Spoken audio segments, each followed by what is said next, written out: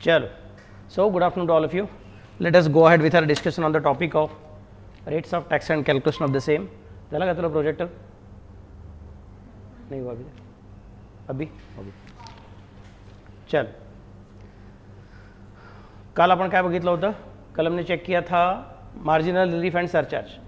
Marginal relief अपना कौन सा देख के हो गया था? पहला वाला देख के हो गया था. पहला वाला कौन सा था? अगर तूने 50 लाख को क्रॉस किया लेकिन 1 करोड़ के अंदर रहोगे तो क्या होता है. और उसमें भले ही हमने एक ही प्रॉब्लम इंस्टीट्यूट ने बोला रहेगा तो भी हमने उस प्रॉब्लम को 2 पार्ट में डिवाइड किया था. हाँ चालेल, 2 पार्ट में क्या डिवाइड करके रखा था कि 50 लाख की जगह पे उन्होंने बोला था 51 लाख. वो 51 लाख हमने ले लिया था और बाद में सेपरेटली और क्या लिया था? 70 लाख भी लेके हो गया था अपना, अगर याद रहेगा तो तभी हमको समझ में आया था कि 70 लाख वॉज नॉट मैचिंग, उसको मार्जिनल रिलीफ नहीं मिल रहा था और 51 लाख को मार्जिनल रिलीफ मिल गया था. लॉजिक क्या है? If the speed of increase in the income is lower, slower as compare to the speed of increase in tax, in that case हम लोग बोलेंगे जितने से आपका इनकम बढ़ रहा है बियॉन्ड द थ्रेशोल्ड लिमिट उतने से ही आपका टैक्स बढ़ेगा, ऐसा हम बोल रहे हैं. टोटल टैक्स नहीं, सिर्फ इनकम टैक्स, क्योंकि बाद में फिर से एक बार आपका हेल्थ एंड एजुकेशन से आ सकती है. क्या आ सकती है? समस्या में कैसे बोल रहा? तो आपका टोटल टैक्स फिर भी एक बार बढ़ ही सकता है, लेकिन टोटल टैक्स बढ़ सकता है, सिर्फ इनकम टैक्स का जो रकम है वो ज़्यादा बढ़ना नहीं चाहिए. वहाँ पे मार्जिनल रिलीफ का कंसेप्ट आता है. Now today we are going to consider additional situations के 1 करोड़ के ऊपर जाता रहेगा तो क्या, 2 करोड़ के ऊपर जाता रहेगा तो क्या, और 5 करोड़ के ऊपर जाता रहेगा तो क्या, वो अपने को सब चेक करना है. Okay, so let us consider now compute the tax liability of mister B aged 51 years under the default tax regime. This is an important word for me. Default tax regime बोल के रखा है, मतलब मुझे क्या consider करना पड़ेगा? 0 to 3 lakh, 3 lakh to 6 lakh, 6 lakh to 9 lakh, 9 lakh to 12 lakh, 12 lakh to 15 lakh and 15 lakh and above. 0, 5, 10, 15, 20 और 30, इस तरह से मुझे खेलना पड़ेगा. Having total income of 1 crore 1 lakh. देखो बाबा लोग, बेबी लोग, 1 करोड़ 1 लाख. तो जो हम लोगों ने कल बेसिक अंडरस्टैंडिंग के लिए एक फॉर्मेट किया था जो हम लोग को एग्जाम में करने का नहीं है, उस फॉर्मेट के हिसाब से हम लोग 3 कॉलम बनाते थे अमाउंट के, और अमाउंट का 3 कॉलम के हिसाब से हम लोग क्या कंसिडर करते हैं? फिर पहला कॉलम इनर कॉलम, वहाँ पे हम लोग क्या कंसिडर करते हैं? जिस थ्रेशोल्ड लिमिट को क्रॉस किया वो लिखते हैं. मतलब वहाँ पे हम लोग कल 50 लाख लिख रहे थे, आज कितना लिखेंगे हम लोग? 1 करोड़ लिखेंगे. बट वैसे भी हम लोग वो फॉर्मेट यूज करने वाले है ही नहीं, तो सिर्फ याद करने के लिए बोल रहा हूँ कि 1 करोड़ को क्रॉस करो, याद रखो. For the AY 24-25 assume that his total income comprises of salary income, income from house property and interest on fixed deposit. ये सब क्यों बता रहे हैं वो अपने को? कैपिटल गेन नहीं है, मतलब अपना 112A 111A और डिविडेंड इनकम नहीं है, ऐसा उन्होंने अपने को बोल के रखा हुआ है. क्लियर में कैसे बोल रहा हूँ? Okay, so name mister B अपने को अभी फटाफट से कैलकुलेट करने का है. Calculation of tax liability under default tax regime, ये हम लोग हमेशा हेडिंग में लिख के रखेंगे कि हमने किस तरह से वर्किंग किया है. डिफॉल्ट टैक्स रेजिम में किया है कि ऑप्शनल में किया है. ऑप्शनल में रहेगा तो उसका एज भी बताना पड़ता है. ऑप्शनल में रहेगा तो एज भी बताना पड़ता है, क्योंकि 60 साल के अंदर रहेगा तो अलग रेट्स है, मतलब अलग स्लैब्स है. रेट्स वही है, अलग स्लैब्स है. 60 साल से ऊपर लेकिन 80 के नीचे रहेगा तो अलग स्लैब्स है, और 80 के ऊपर रहेगा तो अलग स्लैब्स है. इसके लिए जब ऑप्शनल रेजिम आता है तो मैं SSC का एज भी लिखता हूँ, और जब डिफॉल्ट टैक्स रेजिम रहता है तो मैं SSC का एज नहीं लिखता हूँ. समझे मैं कैसे बोल रहा हूँ? चलो फिर फटाफट से चेक करना पड़ेगा. Total income as computed 1 crore 1 lakh हो जाएगा. टैक्स लायबिलिटी पहले मुझे कैलकुलेट करना पड़ेगा. फर्स्ट 3 लाख के ऊपर टैक्स लायबिलिटी कितना का बताओ रे फटाफट से? नहीं सुनाई दिया? नील. नेक्स्ट 3 लाख के ऊपर कितना आएगा? 5% मतलब 15,000, बाद में 30,000, बाद में मेरे ख्याल से कितना 15% ना, मतलब 45,000, बाद में 20% है 3 लाख के ऊपर, इसका मतलब 60,000. फिर बोलना पड़ेगा 1 करोड़, गलती से इधर 5 करोड़ 1 लाख दिख रहा है, वैसा नहीं है, 1 करोड़ 1 लाख चाहिए यहाँ पे. 1 करोड़ 1 लाख चाहिए. 1 करोड़ 1 लाख माइनस 15 लाख, बोलो कितना आंसर है आपका? 1 करोड़ 1 लाख माइनस 15 लाख मतलब 86 लाख रहेगा शायद. 86 लाख का 30% कितना होता है? 25,80,000. सो उसका टोटल टैक्स कितना आएगा? 25,80,000 तो है ही, प्लस 45 और 45 मतलब 90 प्लस 60 मतलब 1.5 लाख. 1.5 लाख प्लस 25,80,000 मतलब किती 27,30,000 मला वाटतं ना. सो 27,30,000 is the total answer. But हमारा स्टेप्स क्या कहता है? सिर्फ टैक्स मत निकालो, उसके बाद सरचार्ज भी निकाल दो. अब सरचार्ज का रेट क्या लगेगा? क्योंकि उसने 1 करोड़ को क्रॉस किया, इसका मतलब 15% का रेट लगेगा. सो 27,30,000 का 15% कैलकुलेट करना पड़ेगा. बोलो कितना आता है? 4,90,000. ओके 4,09,500 ऐसा मेरे बच्चे बोलते हैं. बाकी सब लोग फटाफट से चेक कर दीजिएगा। So 27,30,000 plus 4,09,500 is equal to how much? 31,39,500 is the answer. फिर अभी हम क्या चेक करेंगे कि total tax, if the total income would have been exactly rupees 1 crore, मतलब थ्रेशोल्ड लिमिट को क्रॉस नहीं करता था अपना हीरो, तो उसका क्या सिचुएशन आता था?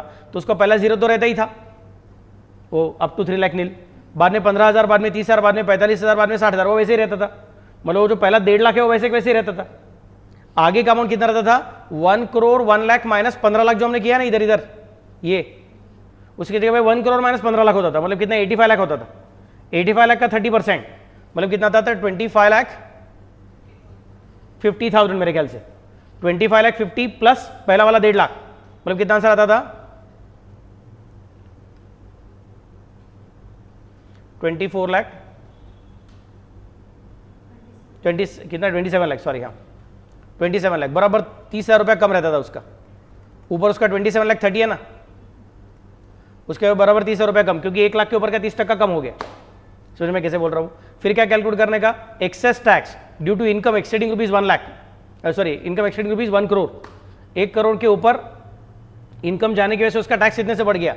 तो अभी 31,39,500 31,39,500 माइनस 27 लाख करो, और उसका आंसर बोलो कितना आंसर आता है? 4,39,500, मतलब उसका बेचारे का इनकम कितने से बढ़ गया? सिर्फ 1 करोड़ के ऊपर सिर्फ 1 लाख से बढ़ गया, लेकिन टैक्स कितने से बढ़ गया? उसका अमाउंट 4,39,500 से टैक्स बढ़ गया। मैं बोलूंगा फिर मार्जिन रिलीफ कितना मिलेगा? Excess tax on total income minus excess income over rupees 1 crore. Excess tax on total income कितना अभी कैलकुलेट किया हमने? 4,39,500। कह रहे समझ सकते कैसे बोल रहा हूँ? Minus excess tax on total income, excess tax on total income, sorry excess income over rupees 1 crore, वो कितना है? 1 लाख। मिला क्या आपको सबको? Got the idea? Okay, so answer कितना आएगा बोलो? 3,39,500। क्लियर? सबको समझा क्या? तो टोटल ए कितना है अपना? 31,39,500 है, उसमें से कट कितना करना पड़ेगा अपने को? 3,39,500 कट करना पड़ेगा। ये अपना ए है और ये अपना बी है। कह रहे समझ सकते मैं कैसे बोल रहा हूँ? क्लियर? ओके, एक मिनट है, मेरे ख्याल से आपने यहाँ पे ऐड नहीं किया है, कुछ तो गड़बड़ हो गया आपका। You are not calculated the things correctly, ये बराबर नहीं है आपका पूरा, ये गलत है, इसके लिए ये भी गलत है, क्योंकि आपने सिर्फ 27 लाख कैलकुलेट किया है। आपने सिर्फ 27 लाख कैलकुलेट किया, मैंने आगे और 10% ऐड करने को बोला हुआ है। एक मिनट फिर से बार बताता हूँ, कोई लोग कंफ्यूज हो गया रहेगा तो मुझे टेंशन नहीं चाहिए, सुनिए ठीक से। मैं क्या कर रहा हूँ, अगर अपने राजा ने इनकम 1 करोड़ के ऊपर नहीं लेके गया रहता था, बराबर 1 करोड़ भी रुक गया रहता था, तो उसका टैक्स कितना आता था? पहला 0 तो रहता ही था, बाद में 15, बाद में 30, बाद में 45, बाद में 60, मतलब सब मिला के 1.5 लाख रहता ही था। और बाद में इसके ऊपर 1 करोड़ के ऊपर, सॉरी 15 लाख के ऊपर 1 करोड़ तक जाना है, मतलब 85 लाख। 85 लाख का 30%, मतलब उसको कुछ तो कितना था? 25 लाख कुछ तो कुछ रहता, 25,50,000 रहता था। तो ये 25,50,000 ये ब्रैकेट इंटू 30%, इसका आंसर कितना? 25,50,000, और इसका आंसर 1.5 लाख, मतलब टोटलिंग होता था 27 लाख। बट ये 27 लाख किधर रहता था? 50 लाख के ऊपर रहता था, 50 लाख के ऊपर और एग्जैक्टली 1 करोड़, मतलब उसको 10% सरचार्ज लगता था। तो उसको सरचार्ज कितना लगता था? 10%, मतलब 2,70,000 एक्स्ट्रा लगता था। तो 27 लाख प्लस 2,70,000, मतलब आंसर कितना का? 29,70,000, 29,70,000। समझे कि मैं क्या बोल रहा हूँ? फिर आंसर बोला, अभी डिफरेंस कितना है? 31,39,500 माइनस 29,70,000 कितना? 1,69,500। फिर ये 1,69,500 को यहाँ पे लेके आऊँगा, माइनस 1 लाख कंसिडर करूँगा, मतलब उसको 69,500 का रिलीफ मिलने वाला है। समझ मैं कैसे बोल रहा हूँ? ओके, लेकिन ज़रा संभल के, बहुत सारे लोग यहाँ तक आने के बाद गड़बड़ क्या करते गए में, पहले यहाँ तक आने में गड़बड़ होता है, ये 10% ऐड करने को भूल गए रहते हैं, ये पहला मिस्टेक। अगर वो बराबर से किया रहेगा तो दूसरा मिस्टेक क्या होता है? फट से इसमें से माइनस करते हैं, ये नहीं माइनस करने का है। कैसे माइनस करने का मैंने आपको कल भी सिखाया था, आज फिर से बार सिखा के रखता हूँ। हमको ए में से बी माइनस करने का, आप लोग याद रखो। तो ए मतलब क्या है? ए का मतलब ये है, और बी मतलब क्या है? बी का मतलब ये है। मतलब 31,39,500 में से 69,500 माइनस करो। समझ में कैसे बोल रहा हूँ? So I will take the arrow mark from here, और फिर आंसर कितना आता है बोलो? 31,39,500 माइनस 69,500 इज इक्वल टू 30,70,000 और फिर 30,70,000 के ऊपर 4% अपना एजुकेशन सेस लगाओ 1,22,800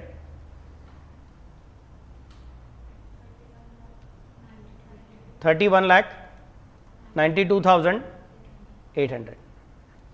इस प्रॉब्लम में सबसे इंपॉर्टेंट क्या है, ये चीज़ इंपॉर्टेंट है, 10% बाद में ऐड करने को भूलने का नहीं है। समझो मैं कैसे बोल रहा हूँ। और बाद में हमेशा एक कॉमन मिस्टेक, ए माइनस बी करने के जगह कुछ भलते चीज़ माइनस कर दिया तो आंसर पूरा पूरा गलत हो जाता है। बाकी प्रॉब्लम में जब नहीं है, बाकी इजी। याद क्या रखने का, डिफॉल्ट टैक्स रेजिम बोला था, डिफॉल्ट टैक्स रेजिम मतलब एज भूल जाएंगे तो भी चलेगा, और 3-3 लाख का जंप मारने का और 5-5% का जंप मारने का। सिर्फ लास्ट का जंप अपने को डायरेक्टली 10% का मारने का रहता है। क्लियर, चलो स्टार्ट। ये पेज नंबर 25 है अपने स्लाइड्स का एंड क्वेश्चन नंबर 6 है।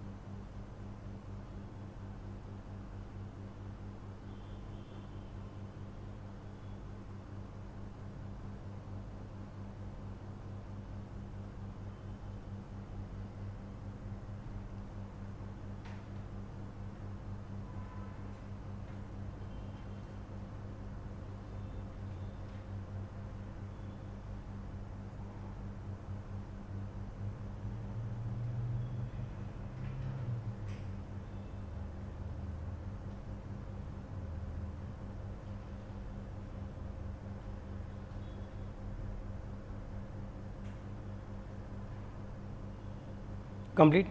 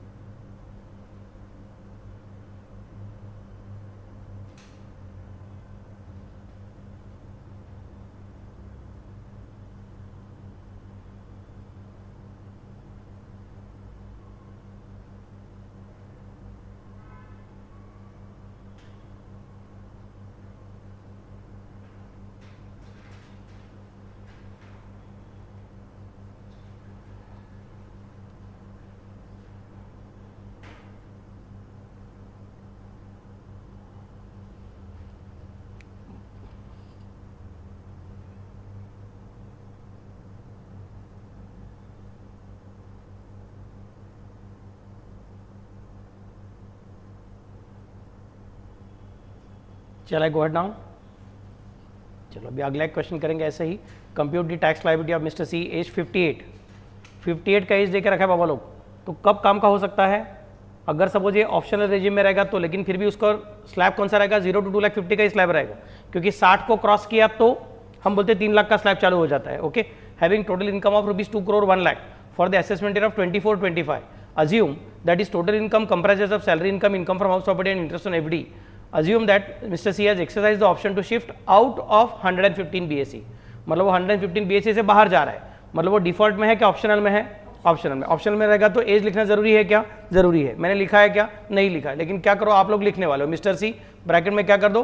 58 ईयर्स।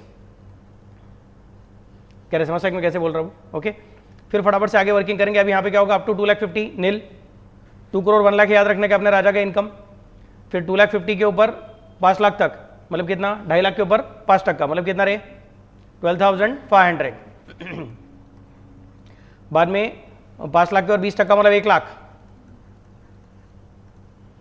बाद में 10 लाख के ऊपर जो भी कुछ है, कितना रे? इधर 2 crore 1 लाख चाहिए अभी यहाँ पे, 1 crore 1 लाख नहीं चाहिए। 2 crore 1 लाख माइनस 10 लाख,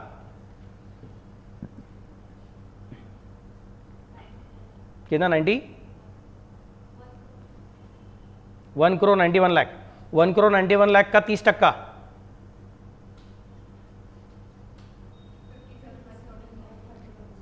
57 कितना? 57 लाख 30,000। सब मिला के कितना होगा बोलो?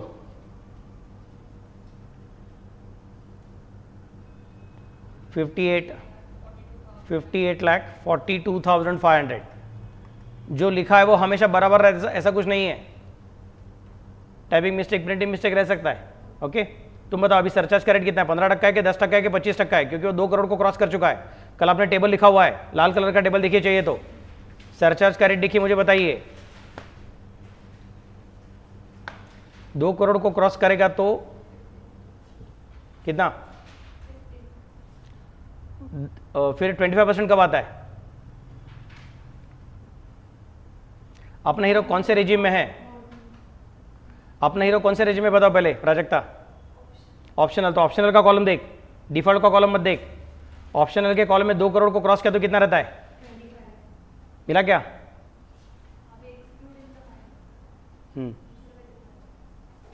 सापड़ला बना था नक्की। ओके, तो यहाँ पे 25% चाहिए। ओके, चलो फिर 58,42,500 का 25% कितना आता है? 14,60,625। 60 है ना कि 16 है?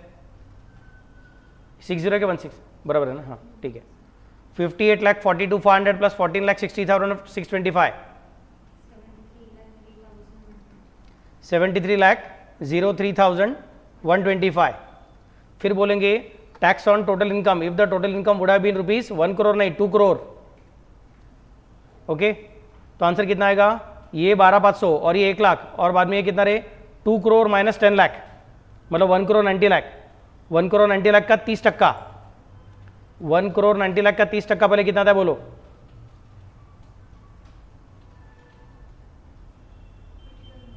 सॉरी 57 लाख के ऊपर 1 लाख और 12,500 ऐड कर दो, 58,12,500।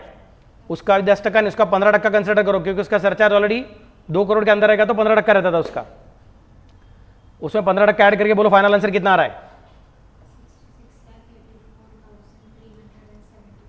66,84,375। फिर से एक बार 12,500 तो पहला है ही, 1 लाख भी है, और 2 करोड़ में से 10 लाख हटा दिया तो बच गया कितना? 1 करोड़ 90 लाख।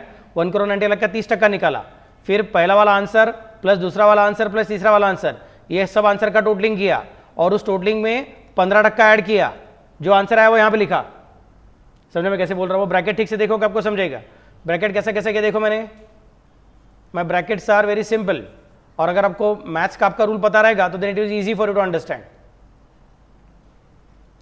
सबसे पहले ये ब्रैकेट सॉल्व होगी, फिर बाद में ये ब्रैकेट सॉल्व करके जो आएगा उसमें ये स्क्वायर ब्रैकेट सॉल्व होगी। पहले राउंड ब्रैकेट सॉल्व करूंगा, फिर स्क्वायर ब्रैकेट सॉल्व करूंगा, फिर स्क्वायर ब्रैकेट सॉल्व करने का जो आंसर आया उस आंसर में 1 लाख और 12,500 ऐड करके ब्रेस ब्रैकेट सॉल्व करूंगा। क्या समझ मैं क्या बोल रहा हूँ? ब्रेस ब्रैकेट सॉल्व करने के बाद जो आंसर आएगा उसका 15% ऐड करूंगा और फिर आउटर राउंड ब्रैकेट सॉल्व करूंगा। तो आउटर राउंड ब्रैकेट का आंसर कितना आएगा? 66,84,375। समझे क्या मैं क्या बोल रहा हूँ? ओके, सबसे अंदर का ब्रैकेट पहले सॉल्व होता है, बाद में उसके बाहर का, बाद में उसके बाहर का, बाद में सबसे बाहर का। That's a basic rule of maths. Okay, तो please tell me excess tax कितना आया? 73 माइनस 66 करके देखो फटाफट से कितना आंसर आ रहा है? 6,18,750। 750।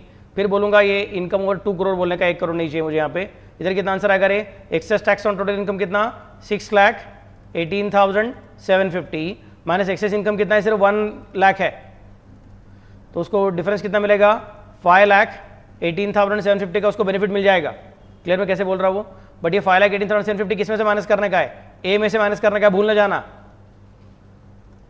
तो 73,03,125 माइनस 5,18,750, 67,84,375 के ऊपर 4% ऐड करके टैक्स लायबिलिटी कैलकुलेट करो। चलो स्टार्ट फटाफट से। कितना? 4% कितना है? 2,17,000 71,375 ऐसा नम्रता कहती है, बाकी सब लोग चेक करो और टोटलिंग करके बताओ कितना आंसर आएगा। 70,55,750 ऐसा प्राजक्त और आकांक्षा बोल रहे हैं, बाकी लोग चेक करो। चलो स्टार्ट। ये 58 ईयर्स जो मैंने यहाँ पे लिखा ना एंड में, यहाँ पे मत लिखो, आपने मिस्टर सी के साथ नाम के साइड में लिखो, नेम मिस्टर सी ब्रैकेट में 58 ईयर्स, फिर बाद में calculation of tax liability under optional regime. ये है आपका प्रॉब्लम नंबर 7, स्लाइड नंबर 26 या फिर page number 26 of class notes and institute का क्वेश्चन नंबर 6 है ये।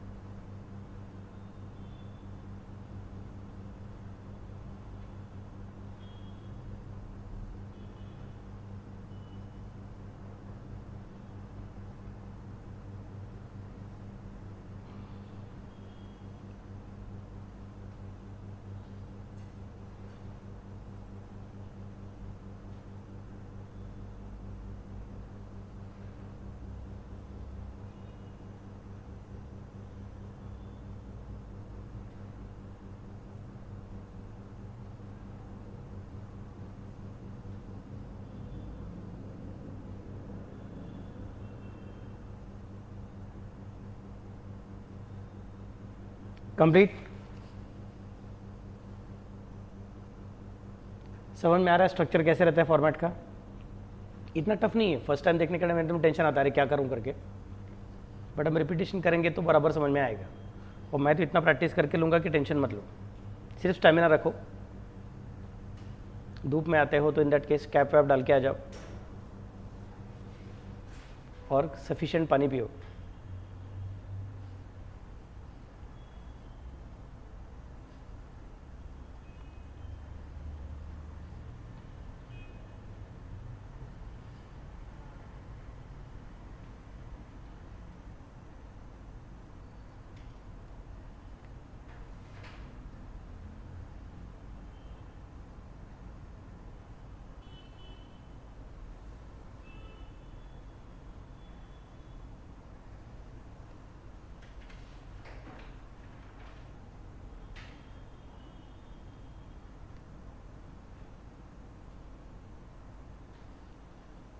चल आई गो हेड नाउ, नेक्स्ट क्वेश्चन करेंगे।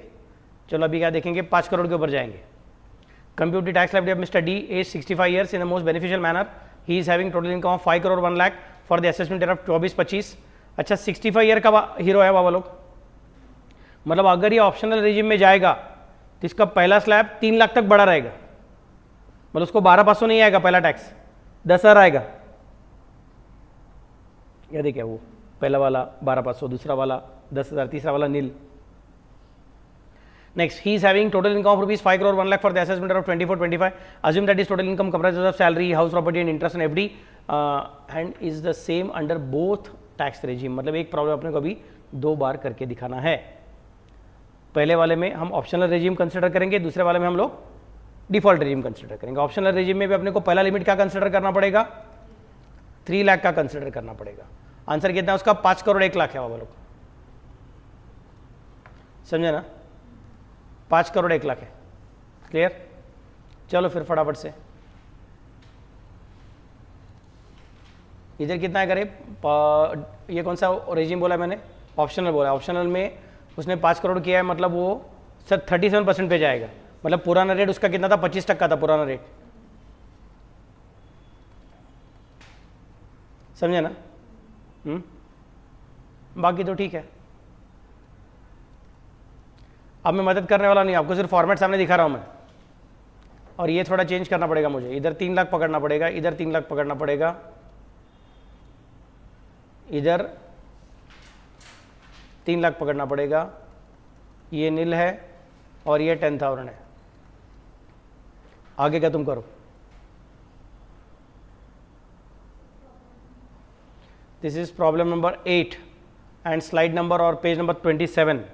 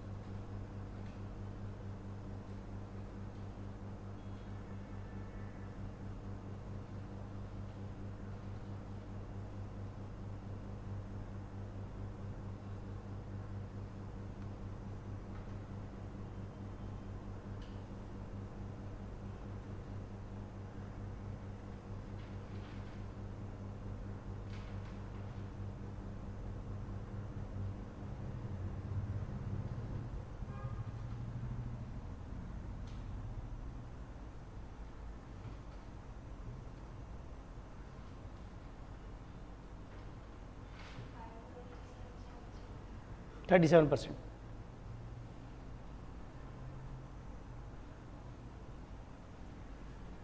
Surcharge at the rate of 37% of tax.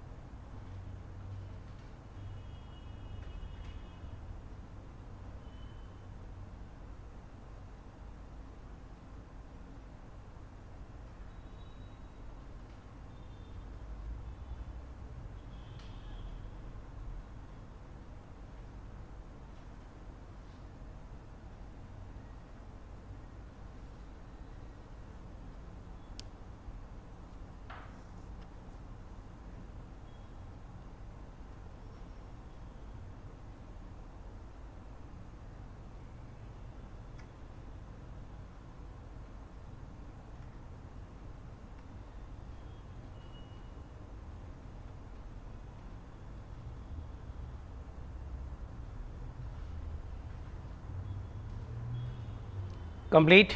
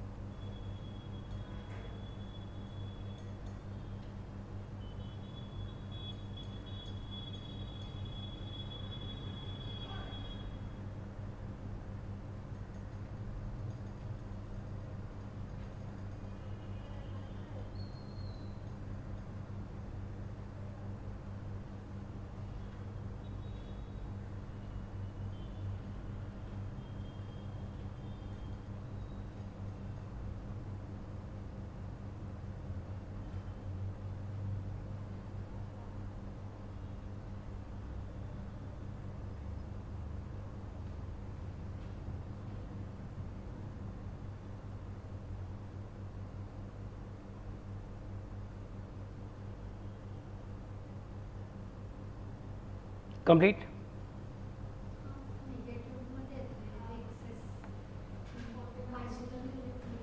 तो बोलने का ना, शर्माते क्या रखो। बताओ कितना आया यहाँ पे? 10,000। दूसरा कितना आया? 1 लाख। तीसरा कितना आया?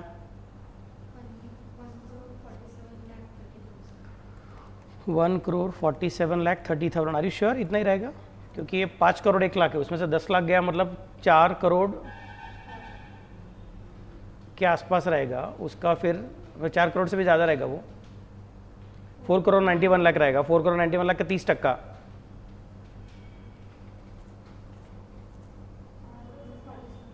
वन करोड़ 47 लाख 30,000, ठीक है। तो टोटली कितना है बोलो तुम्हारा? 48 लाख 40,000। उसका 37% कितना था बोलो? कितना? 54,90,800। तो टोटल टैक्स कितना आएगा बोलो? 2,03,30,800 ना। हाँ, बाद में फिर total tax if the total income would have been rupees 5 crore, तो यहाँ पे 10,000 आएगा पहले, प्लस 1 लाख, प्लस 5 करोड़ में से 10 लाख गया, मतलब 4 करोड़ 90 लाख। 4 करोड़ 90 लाख का 30% मतलब कितना रहे? 1 करोड़ 47 लाख रहेगा। 1 करोड़ 47, 1 करोड़ 48, 1 करोड़ 48 लाख 10,000 रहेगा। 1 करोड़ 48 लाख 10,000 का 25% ऐड करो उसमें। 1 करोड़ 48 लाख 10,000 प्लस 25%, नाही आला प्राजक्ता? 1 करोड़ 85 लाख 12,500। क्लियर? 10,000 तो है ही, 1 लाख तो है ही, 5 करोड़ में से 10 लाख गया तो बचेगा कितना? 4 करोड़ 90 लाख। 4 करोड़ 90 लाख का 30% निकालने का, फिर उसमें 1 लाख और 10,000 ऐड कर देने का, जो आंसर आएगा उसमें 25% ऐड कर देने का, तो आंसर आता है 1 करोड़ 85 लाख 12,500। माइनस करो, 2 करोड़ 3 लाख में से 1 करोड़ 85 लाख हटा दो,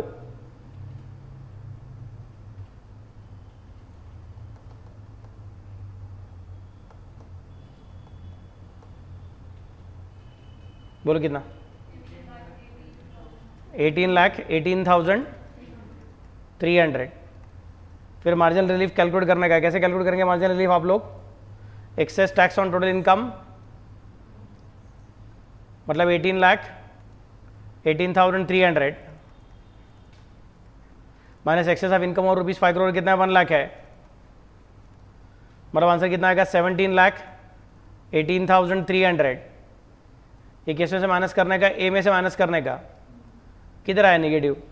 कह रहे लड़की कुछ भी बात करती है, खाली 137 क्या बात है, मजे ही मजे। बोलो 1 करोड़ 86 लाख 12,500 का 4%, 7,44,500। तो टोटलिंग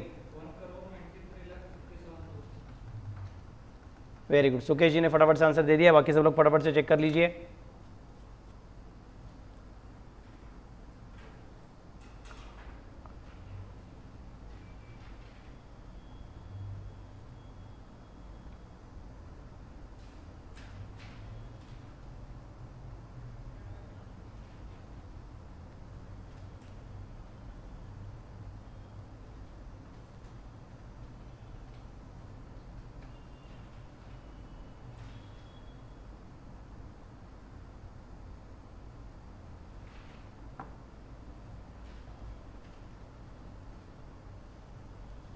कंप्लीट?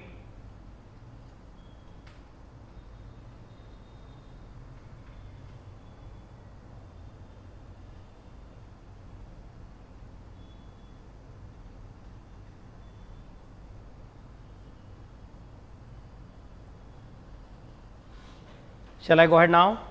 सेम प्रॉब्लम हमारे एक बार सॉल्व करने का अपने को। किस टेक्निक से सॉल्व करने का बताओ? बोर्ड टैक्स रेजिम अभी डिफॉल्ट टैक्स रेजिम में कंसिडर करेंगे। डिफॉल्ट टैक्स रेजिम में याद रखने का है 3-3 लाख का जम मारने का है। सरचार्ज कितना रहेगा? 30 डिफॉल्ट टैक्स में, लेकिन 25% का सरचार्ज याद रखो, बिकॉज डिफॉल्ट टैक्स रेजिम में 2 करोड़ के ऊपर हमेशा 25% ही है। ऑप्शनल रेजिम में 2 करोड़ के बाद 5 करोड़, 5 करोड़ के बाद ऐसा अलग अलग है। डिफॉल्ट में 2 करोड़ के बाद सब कुछ एक ही है, 25% ही है सरचार्ज।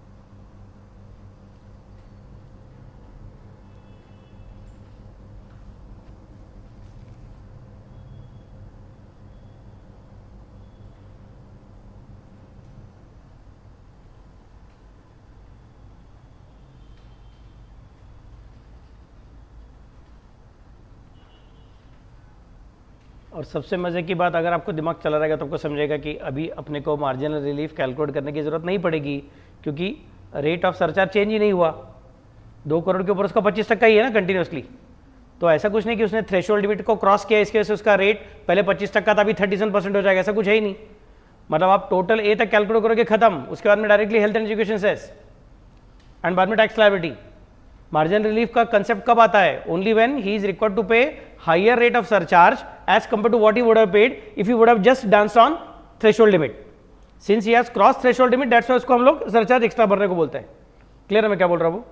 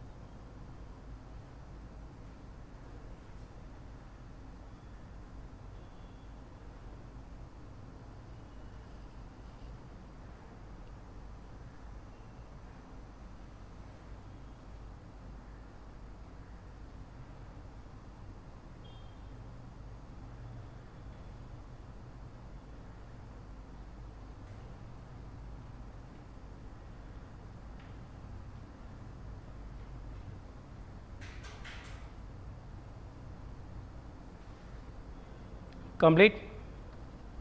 फाइनल आंसर कितना बोलो? टोटल टैक्स लायबिलिटी का फाइनल आंसर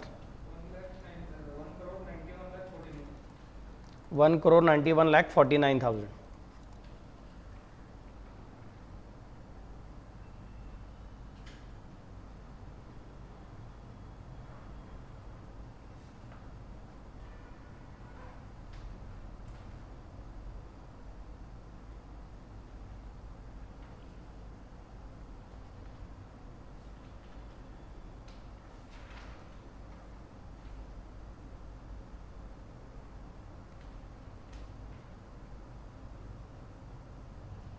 क्लियर?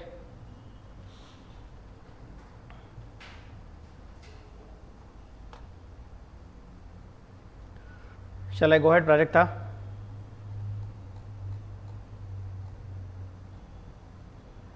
8वां क्वेश्चन भी हो गया अपना।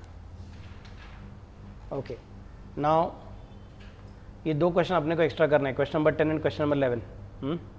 इसका मैंने फॉर्मेट बना के रखा हुआ नहीं है, इसका फॉर्मेट आपको खुद को दिमाग चलाने का, क्या करने का क्या नहीं करने का, मैं सिर्फ डिस्कस करूंगा, आपको करने का है। Okay, mister Agrawal age 40 years, बाबा लोग बेबी लोग एज दिया हुआ है, याद रखना 40 साल है। इसका मतलब अगर अपना हीरो ऑप्शनल रेजिम में रहता है तो उसको स्लैब रेट कैसा रहेगा? स्लैब का लिमिट क्या रहेगा? 2.5 लाख रहेगा।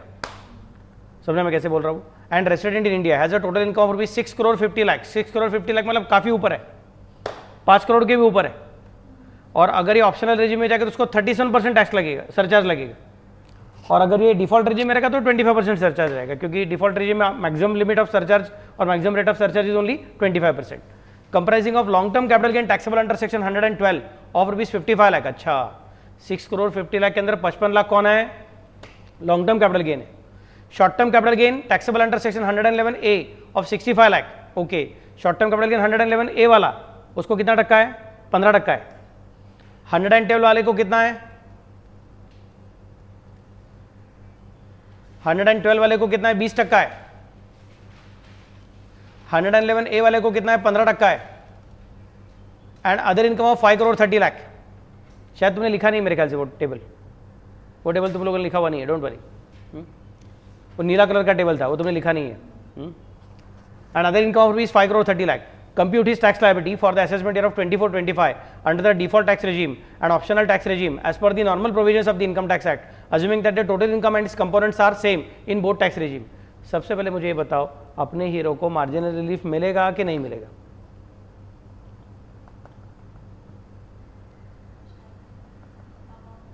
मेरे ख्याल से नहीं मिलेगा। क्यों? क्योंकि वो थ्रेशोल्ड लिमिट से जस्ट ऊपर नहीं है। इवन इफ अगर वो डिफॉल्ट रेजिम की बात करता है तब तो वो काफी ऊपर है, क्योंकि डिफॉल्ट रेजिम का लास्ट लिमिट किधर है? 2 करोड़ है। 2 करोड़ के ऊपर सब जगह पे 25% ही है। और ऑप्शनल रेजिम में भी लास्ट लिमिट कितना है? 5 करोड़ है। और ये अपना हीरो 6 करोड़ 50 लाख पे पहुंच गया है। मतलब उसका एक्स्ट्रा इनकम कितना है, 1,50,00,000 है, और टैक्स तो 30% वगैरह ही देता ही है। इसका मतलब 1,50,00,000 का 30% मतलब 45 लाख ही बढ़ सकता है उसका, अगर बढ़ेगा तो भी, और उसका सरचार्ज का थोड़ा बहुत बढ़ेगा, बट किसी भी हालत में 1,30,00,000 तक टैक्स रहने वाला नहीं है। मतलब प्रॉब्लम देखते हैं अपने को समझ में आता है। जब तुम ऐसा बोलोगे ना 2 करोड़ 1 लाख, 2 करोड़ 2 लाख, 5 करोड़ 1 लाख, 1 करोड़ 3 लाख, ऐसा कुछ बोलोगे तो समझते आ रही मार्जिनल रिलीफ का प्रॉब्लम है। समझे मैं कैसे बोल रहा हूँ? जब काफी बड़ा जब मारा है 1 करोड़ 70 लाख, मैं बोलूंगा अभी कुछ नहीं, मार्जिनल रिलीफ नहीं मिलेगा उसको। या फिर 2 करोड़ 50 लाख, मैं बोलूंगा मार्जिनल रिलीफ नहीं है। 5 करोड़ 70 लाख, मैं बोलूंगा अभी मार्जिनल रिलीफ का जरूरत नहीं है। समझ मैं कैसे बोल रहा हूँ? So this problem is not of marginal relief, this problem is of calculating the total tax liability.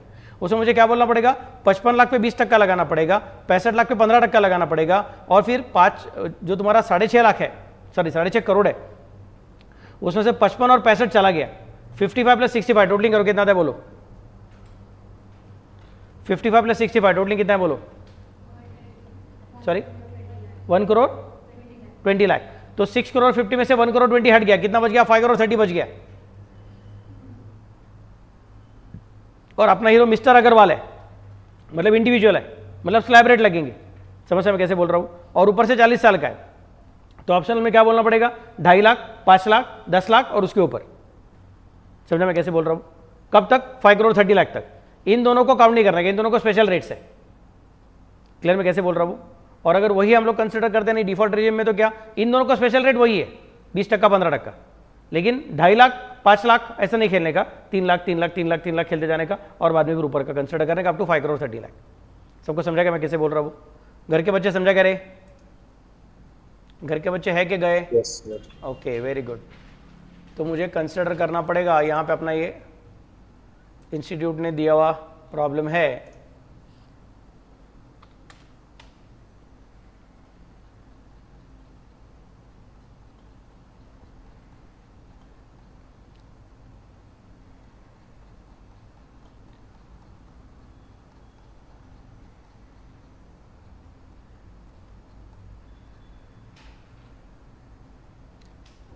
कौन सा क्वेश्चन कर रहे हैं हम लोग अभी? मिस्टर अग्रवाल का क्वेश्चन कर रहे हैं, वो अपना 10वां क्वेश्चन है। मिस्टर अग्रवाल 10th क्वेश्चन है। पहले क्या करो आप लोग, डिफॉल्ट टैक्स रेजिम में कैलकुलेट करो। समझो मैं कैसे बोल रहा हूँ? डिफॉल्ट टैक्स रेजिम में याद रखो, उसका उम्र कितना है रे? 40 ईयर्स है। 40 ईयर्स है मतलब कुछ टेंशन नहीं है। ओके, डिफॉल्ट टैक्स रेजिम में तो उम्र का फर्क ही नहीं पड़ता है। 3 लाख के साथ खेलना पड़ेगा, खेलते खेलते जाओ, सरचार्ज निकालो और बाद में कंप्लीट करो। लेकिन याद रखने का पहले क्या है, 55 लाख पे 20% और 65 लाख पे 15% पहले कैलकुलेट करो। समझा मैं कैसे बोल रहा हूँ? क्योंकि वो स्पेशल इनकम है। सबको समझा क्या? मैं तो बोलूँगा थोड़ा अलग तरीके से लिखो। क्या करो मालूम है क्या, ऊपर ये ऐसे लिखा है हेडिंग, ये ऐसे हेडिंग लिखने का, बाद में बोलने का income chargeable to tax at special rate, ऐसा एक सब हेडिंग लिखने का पर्टिकुलर कॉलम के अंदर। सो आई एम रिपीटिंग अगेन, पहले ऊपर हेडिंग, टेबल का हेडिंग आ गया, उसके नीचे क्या लिखने का, टेबल में 2 कॉलम पर्टिकुलर अमाउंट, बाद में टेबल के अंदर पर्टिकुलर कॉलम के अंदर क्या लिखने का, income chargeable to tax at special rates underline, उसके नीचे ये 2 लोग कंसिडर कर देने का, उसका टोटलिंग करने का, उसका नाम रखने का ए, काम खत्म, साइड में रख देने का उसका टोटलिंग करके। मतलब इन दोनों का टोटलिंग कितना रहेगा, वो 20,75,000 टोटलिंग आएगा। नहीं तो क्या कर दो मालूम है, अमाउंट के 2 कॉलम बना दो ना, झंझट नहीं, मतलब टोटल ये भी बोलने की जरूरत नहीं पड़ेगी। समझे मैं कैसे बोल रहा हूँ? अमाउंट के 2 नहीं तो 3 कॉलम बना दो, डिपेंड्स अपॉन यू कैसे करना है करके। ओके, और बाद में फिर से नया heading, income chargeable to tax at slab rates. एक क्या था, income chargeable to tax at special rates, उसके नीचे 2 लोग, उसका सब टोटलिंग आउटर कॉलम में कितना है, 20,75,000। बाद में income chargeable to tax at slab rates underline, फिर उसमें आएगा तुम्हारा ये पहला फर्स्ट 3 लाख, बाद में नेक्स्ट नेक्स्ट नेक्स्ट ऐसे करते करते पूरा कर देने का। फिर ये आंसर अपना आउटर, ये सब का किधर आएगा, इनर कॉलम में आएगा और ये आउटर कॉलम में आएगा। So this will go here and all this things will go here. क्या समझ मैं कैसे बोल रहा हूँ? क्लियर?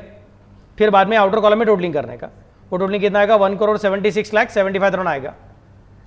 फिर उसका सरचार्ज आएगा। अभी डिफॉल्ट टैक्स रेजिम में डिफॉल्ट टैक्स रेजिम में सरचार्ज कितना आता है, 25% आता है, जरा संभल के। लेकिन हमने क्या बोला है, वो जो 112 फिर 111A, नहीं तो 112A, नहीं तो डिविडेंड इनकम, इसका सरचार्ज किसी भी हालत में 15% के ऊपर नहीं जा सकता है। याद है क्या? कल हमने डिस्कस किया था, surcharge can never exceed 15% in case of 112, 112A, 111A and dividend income. यहाँ पे 112 और मेरे ख्याल से 111 है, ए है, उसका टोटलिंग हमने करके रखा है, कितना है वो 20,75,000 है। उस 20,75,000 के ऊपर क्या करेंगे, 15% कैलकुलेट करेंगे। और बाकी का जो हमारा ये कितना 1,56,00,000 उसको कितना कैलकुलेट करेंगे, 25% कैलकुलेट करेंगे। समझा मैं कैसे बोल रहा हूँ? And then it will come to the outermost column, मतलब ये दोनों इनर कॉलम में रहेंगे और ये आउटर कॉलम में रहेगा। फिर तुम्हारा आंसर वही आएगा, आंसर सेम रहेगा, सिर्फ मैं प्रेजेंटेशन की बात कर रहा हूँ कैसे करना है करके। क्लियर मैं क्या बोल रहा हूँ? ओके। उन्होंने क्या किया, इसका सब टोटलिंग किया हुआ नहीं है तो उनको यहाँ पे फिर से बार सब टोटलिंग करते बैठना पड़ता है। समझे क्या मैं क्या बोल रहा हूँ? हमने सब टोटलिंग ठीक से किया रहेगा तो it is easy to present also. चलो स्टार्ट। और ऊपर से वो लिखने का income chargeable tax at special rate. Special rate आया मतलब तुमको याद रहेगा कि उसका सरचार्ज कैनॉट एक्सीड 15%। क्लियर? चलो स्टार्ट। ये कौन सा क्वेश्चन है? क्वेश्चन नंबर 10 है और अपने स्लाइड का पेज नंबर 27 है।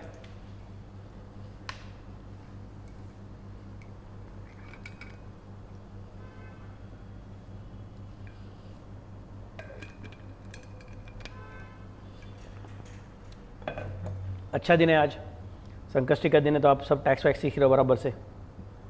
गणपति बप्पा आपके और खुश हो जाएंगे।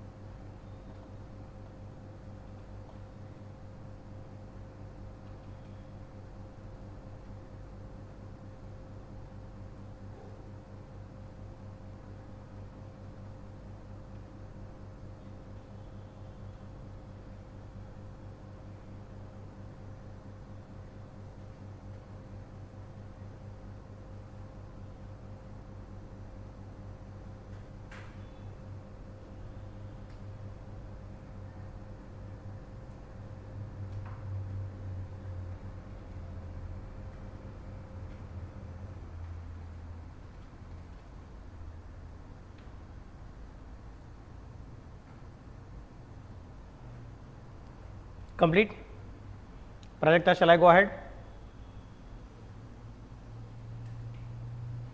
अभी क्या कैलकुलेट करेंगे, उसी का हमको टैक्स कैलकुलेट करना है, लेकिन under which regime? Optional regime. Okay, तो इंस्टीट्यूट ने अपन नॉर्मल प्रोविजन बोला, नॉर्मल मत बोलो अभी, क्योंकि वो पुराने ज़माने में इसको नॉर्मल बोलते थे और डिफ़ॉल्ट को, अभी जिसको हम डिफ़ॉल्ट बोलते हैं उसको ऑप्शनल बोलते थे। तो ये स्टडी मटेरियल में उनका गलती रह गया, दैट्स ओके। इसको तुम क्या कंसिडर करो, अभी ऑप्शनल रेजिम कंसिडर करो। ओके, यहाँ पे उसका उम्र फिर से बार लिखना पड़ेगा, उम्र क्या है उसका? 40 साल है, और वो टैक्स एट स्पेशल रेट वही रहेगा 11 लाख और 9,75,000, उसमें प्रॉब्लम नहीं आएगा, ये सेम रहेगा आपका। यहाँ पे चेंज होने वाला है, क्योंकि अभी 3-3 लाख का जब नहीं मारोगे आप लोग, 2.5 लाख के हिसाब से खेलोगे। चलो फटाफट से पूरा कर लो। फिर इसके ऊपर कितना परसेंट सरचार्ज लगाने का? ये 6.5 लाख, मतलब 5 करोड़ के ऊपर है, 5 करोड़ के ऊपर है, मतलब इसके ऊपर 37% सरचार्ज लगेगा और इसके ऊपर 15% सरचार्ज लगेगा। क्या समझ सके मैं क्या बोल रहा हूँ आकांक्षा मैडम? श्योर। यहाँ पे क्या हुआ था, ऊपर 1,56 लाख के ऊपर कितना परसेंट सरचार्ज लगा था अपना? 25% सरचार्ज लगा था, क्योंकि डिफॉल्ट रेजिम में maximum rate of surcharge is only 25%, but if you go to the optional regime तो maximum rate of surcharge is 37%, 5 crore को क्रॉस करने के बाद है, और ये उसका 5 करोड़ 30 लाख है, इसका मतलब उसको 37% सरचार्ज लगने वाला है। क्लियर? तो इस पर कुछ टेंशन नहीं है, तो 15% ही रहेगा, लेकिन इस पर 37% हो जाएगा। सो उसका आंसर उसके हिसाब से थोड़ा चेंज हो जाएगा, एक 37% और एक 15% है। क्लियर? चलो स्टार्ट। मार्जिनल रिलीफ का झमेला नहीं है,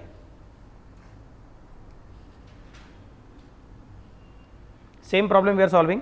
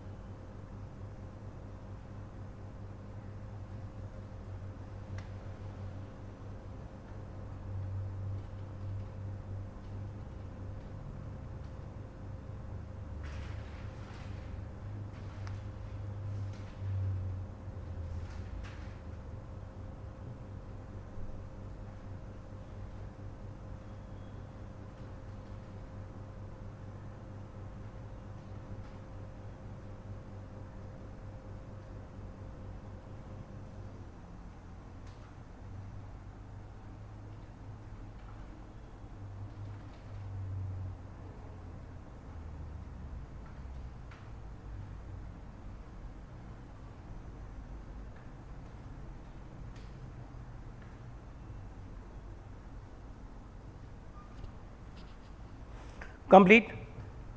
Shall I go ahead?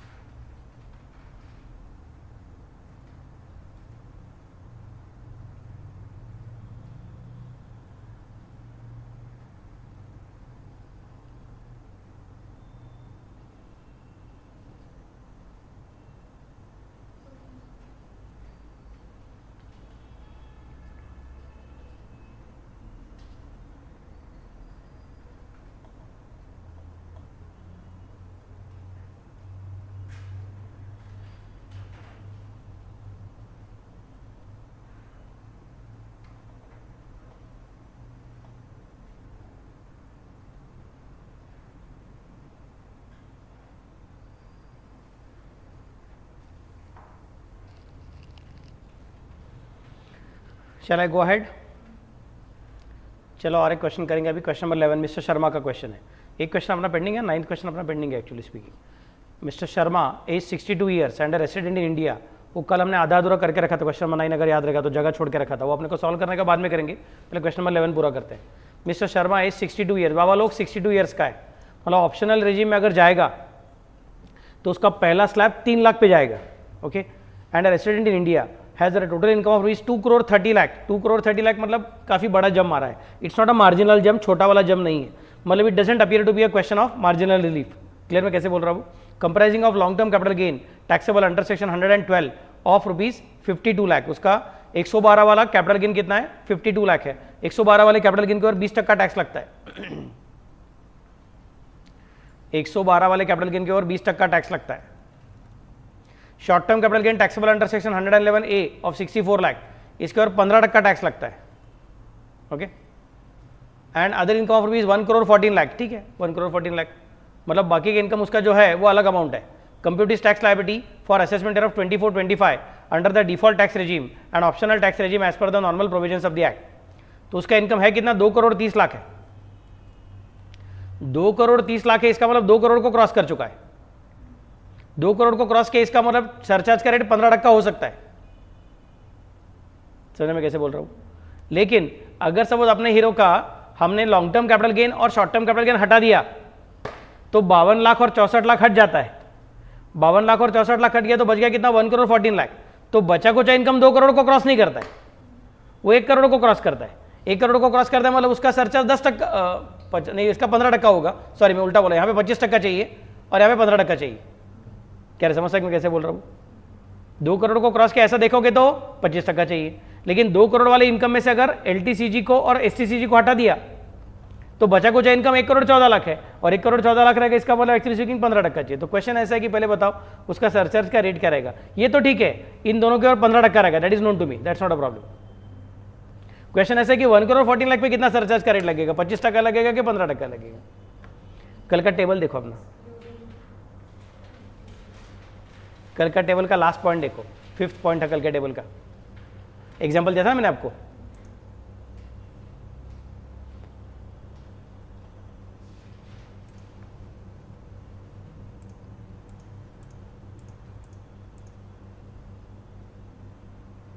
कितना? 15%. लास्ट टेबल वही है, सेम एग्जाम्पल है वो.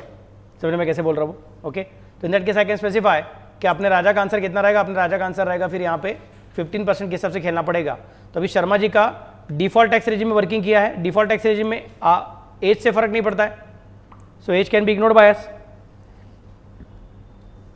Under default tax regime age is not important, so भूल गया. फिर टैक्स रेट स्पेशल रेट ये 2 ले लिया. इसका कितना है? 20% और दूसरे का कितना? 15% हमने डिस्कस किया था, उसके हिसाब से ले लिया. उसका टोटलिंग करके रखा. उसका टोटलिंग कितना है? 20 लाख है. 20 लाख पे 15% का सरचार्ज आएगा. समझ में कैसे बोल रहा हूँ? और बाकी जो है उसमें जो स्टेप वाइज कैलकुलेट किया वो 31 लाख 20 है, बट उसके ऊपर भी 15% का सरचार्ज आएगा. मतलब डायरेक्टली सबके ऊपर 15% का सरचार्ज किया तो भी चलेगा, अलग अलग लिखने की जरूरत नहीं है. पिछले प्रॉब्लम के सोल्यूशन में क्या किया था? एक का सरचार्ज अलग, दूसरे का सरचार्ज अलग, ऐसा करके दिखाया था, क्योंकि दोनों के सरचार्ज के रेट अलग थे. यहाँ पे दोनों का सरचार्ज का रेट सेम है, इसके लिए अलग अलग वर्किंग करने के बजाय डायरेक्टली 51 लाख 20 का 15% लिया तो भी चलेगा. क्लियर? चलो स्टार्ट. डिफ़ॉल्ट टैक्स रेजिम पहले सॉल्व करो, वो होने के बाद हम लोग ऑप्शनल करेंगे, वो होने के बाद 9 क्वेश्चन करेंगे, और फिर अपना सरचार्ज और कौन सा तुम्हारा मार्जिनल रिलीफ का क्वेश्चन पूरा हो जाएगा. Then we will talk about rebate under section 87A.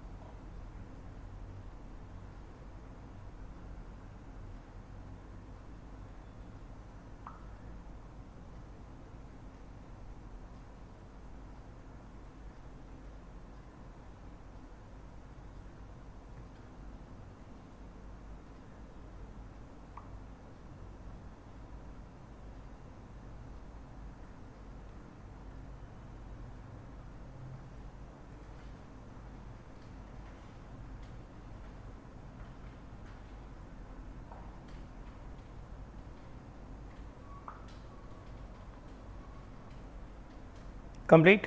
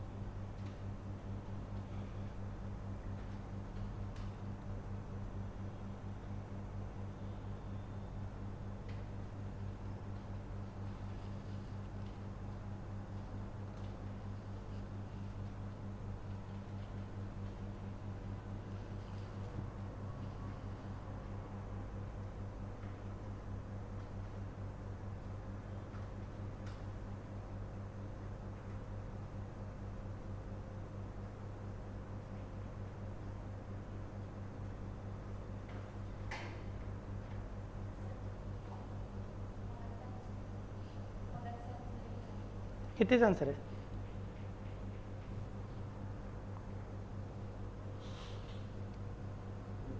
अभी सेम क्वेश्चन अपने को और एक बार सॉल्व करने का है। कैसे? ये हमने सॉल्व किया under which regime? Default regime. अब कैसे सॉल्व करने का? Under optional regime. Optional regime में क्या होगा? वो पहला वाला जो आंसर है कितना रहे? 10,40,000 एंड 9,60,000 वो सेम रहेगा, लेकिन ये सब रेट्स नहीं आएंगे। रेट कौन से आएंगे? 2,50,000 वगैरह वगैरह। और उसका उम्र कितना है? लेकिन क्वेश्चन नंबर 11 में उसका उम्र कितना है? 62 ईयर्स है। मतलब 2,50,000 से नहीं चालू होगा, 3 लाख से चालू होगा। क्या समस्या मैं क्या बोल रहा हूँ? ओके, तो मुझे 3 लाख के हिसाब से खेलना पड़ेगा। पहला कितना? 3 लाख, बाद में 3 लाख से 5 लाख, 5 लाख से 10 लाख, 10 लाख से 1 करोड़ 14 लाख। क्लियर? चलो स्टार्ट। हेडिंग लिखना मत भूलना, हेडिंग के अंदर बराबर से लिखना कि अपना हीरो 62 ईयर्स का है।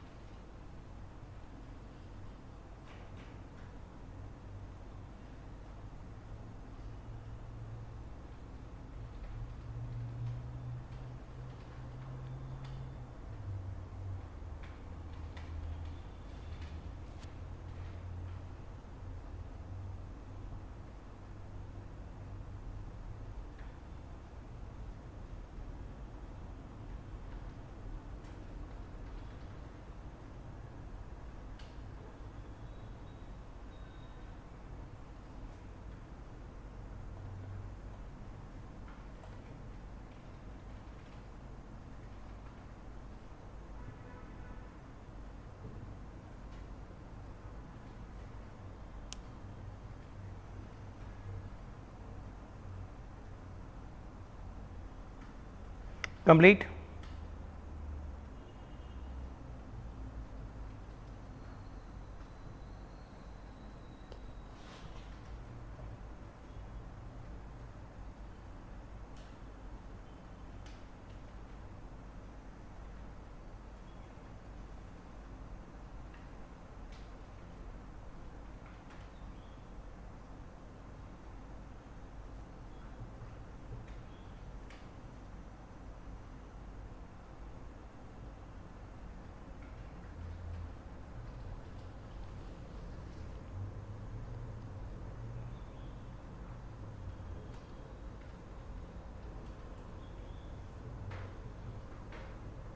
अभी भी सरचार्ज के रेट में फ़र्क नहीं पड़ेगा, सरचार्ज सीधा सीधा कंबाइन करोगे तो भी चलेगा, क्योंकि वो 2 करोड़ के ऊपर नहीं गया है, 1 करोड़ के अंदर ही खेल रहा है।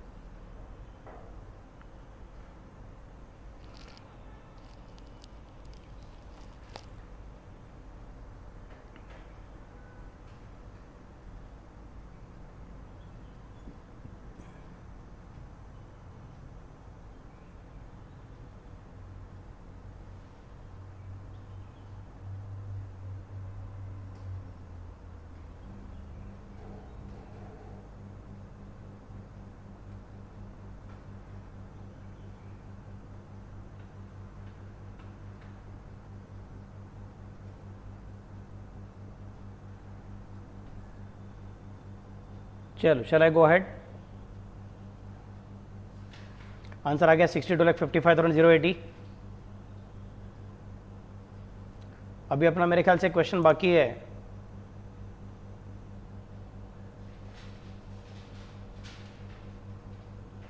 ये 8th क्वेश्चन किया कि नहीं किया हमने? हाँ किया है, लगता है किया 8th क्वेश्चन किया हुआ। अभी अपना कौन सा क्वेश्चन बाकी है? 9th क्वेश्चन हमने पहले बना के रखा था उसका टेबल, और तब मैंने बोला था उसका पूरा कैलकुलेट मत करना। आपको मेरे ख्याल से मैंने बोला था सिर्फ टैक्स तक कैलकुलेट करना, आगे सरचार्ज है कि नहीं वो चेक करने का है, क्योंकि उसका आंसर कितना था?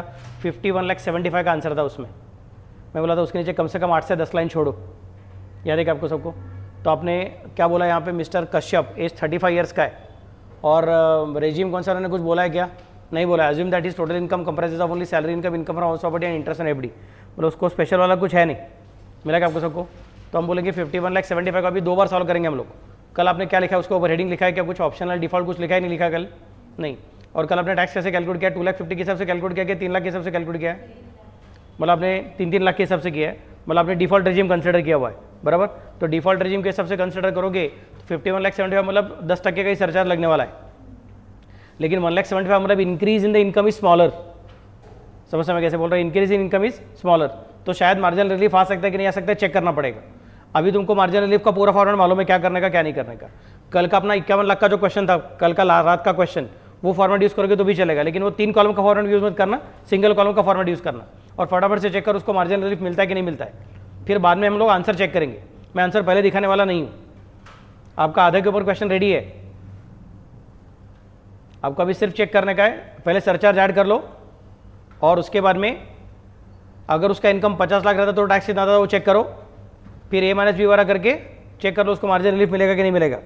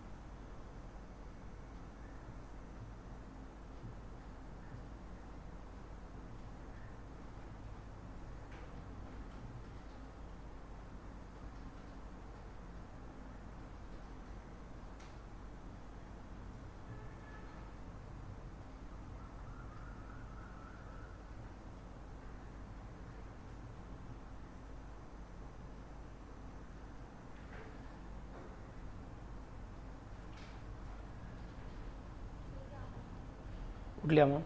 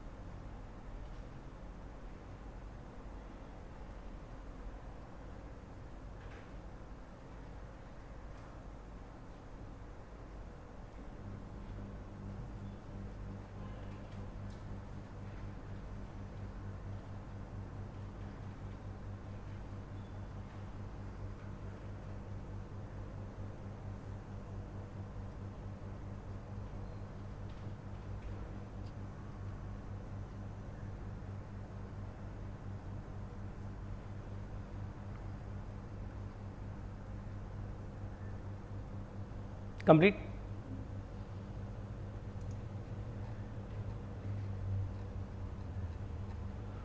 इलेवेंथ हो गया था अपना, नाइन्थ का आपने वर्किंग किया रहेगा मेरे ख्याल से 15,000, 30,000, 45,000, 60,000, 11,02,500, मतलब 12,52,500, उसमें एक 25,250 सरचार्ज ऐड किया है तो अपने हो गया 13,77,750।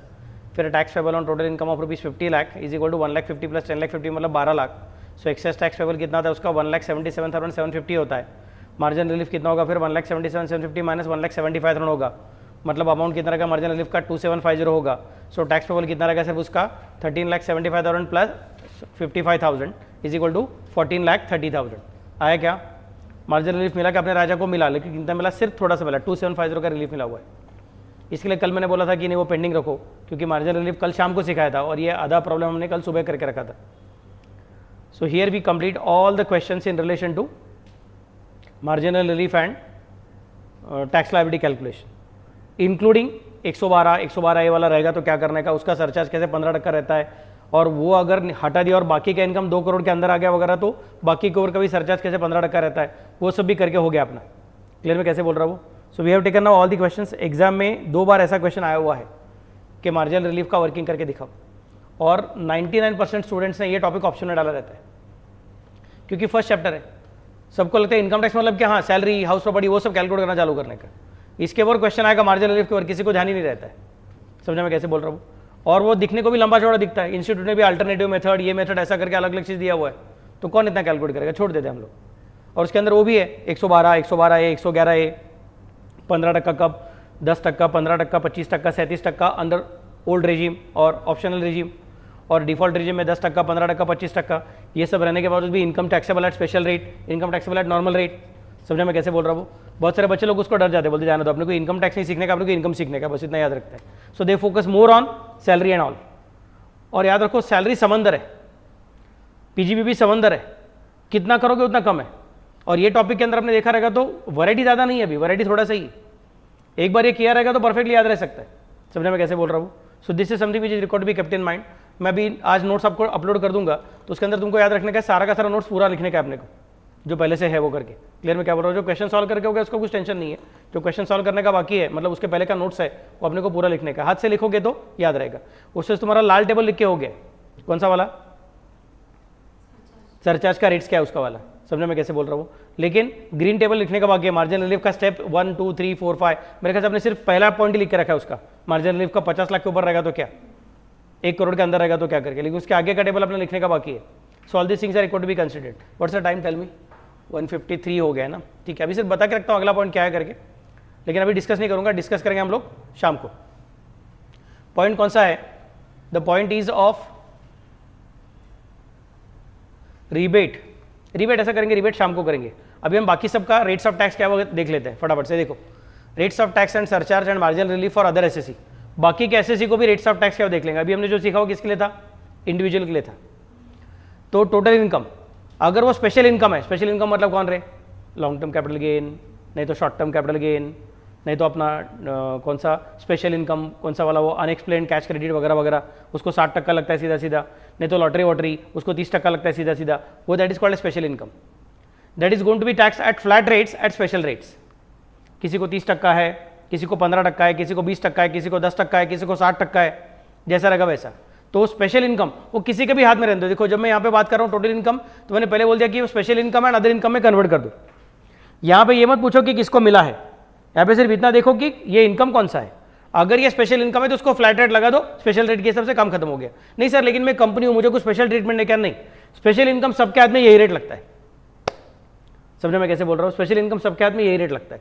नेक्स्ट पार्ट, लेकिन सर मेरा अदर इनकम है तो फिर बता तू कौन है, तू इंडिविजुअल है कि एचयूएफ है कि एओपी है कि बीओआई है, या फिर एवरी अदर पर्सन, मतलब यहाँ पे अभी कंपनी, फर्म, लोकल अथॉरिटी, वो सब चीज़ें यहाँ पे आ गई।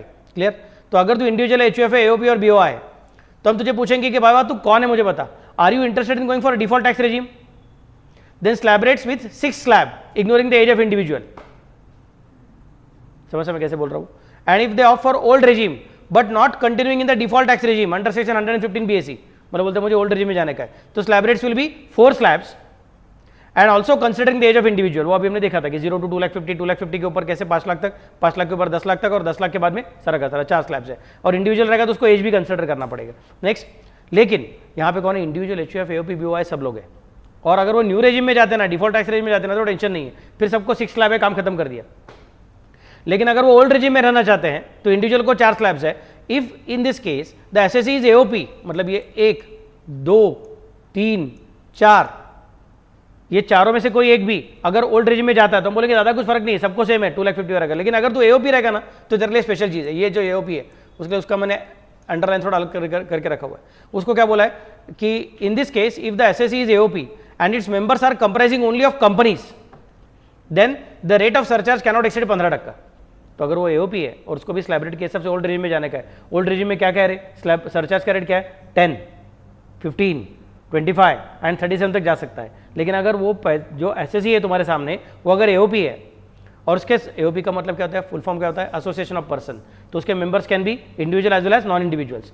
लेकिन अगर एक ऐसी एओपी है कि जिसके members are all non individuals, सब कंपनीज मिलकर एओपी बनाई हुई है, समझ मैं कैसे बोल रहा हूँ, all members are only companies, फिर उनका सरचार्ज 15% के ऊपर नहीं जा सकता है। उस एओपी का जो इनकम रहेगा, इनकम को तुम स्लैब रेट लगाओ, और उसका सरचार्ज अभी 25%, 37% मत बोलो। लेकिन सर हमारा एओपी बहुत पैसा कमा रही है, 2 करोड़ के ऊपर जा रही है, 5 करोड़ के ऊपर जा रही है, ओल्ड रेजिम में ज़्यादा रेट है, बोलूँगा ठीक है, लेकिन फिर भी उसको 15% कंसिडर करने का, that is the requirement which is given.